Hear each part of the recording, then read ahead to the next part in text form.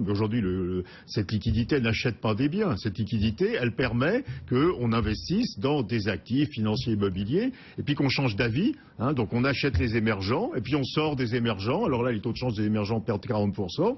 On va acheter des actions. Tout d'un coup, on a peur des actions. On sort des actions. Les actions baissent de 20%, etc., etc. Donc vous fabriquez moi ce que j'appelais ça une situation de crise financière permanente avec une totale bonne conscience des banques centrales qui disent « Ah ouais, attendez, l'inflation, elle n'est pas à 2 ».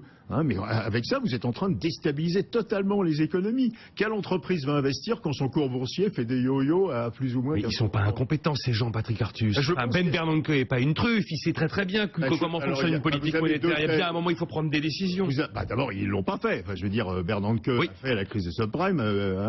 Avant lui, Greenspan a fait la crise des actions. Et là, Yellen, elle fait la crise globale, je pense. Elle va faire la crise de tout.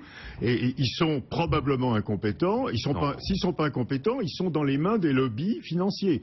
Si vous avez des fonds américains extrêmement puissants qui ont pris de la liquidité pour acheter des choses complètement illiquides, ils sont dans une situation épouvantable si tout d'un coup il y a moins de liquidité. Et si vous regardez les médias financiers aux États-Unis, tous les quarts d'heure, vous avez un type qui vient et qui dit « Attention, si vous remontez les taux, il y aura un effondrement financier des États-Unis et vous le paierez très cher, donc ne remontez pas les taux. » Donc ils sont peut-être capturés aussi par la finance qui a profité de cette énorme liquidité.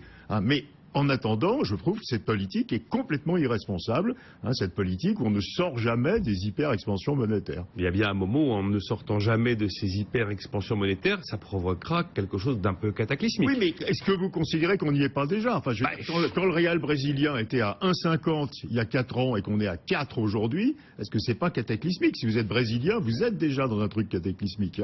Donc on l'a provoqué, ce cataclysme déjà, sur les monnaies des émergents, sur les actions chinoises. Et donc on fabrique cette énorme volatilité financière qui est complètement destructrice. Chaud, Jean-Marc Daniel.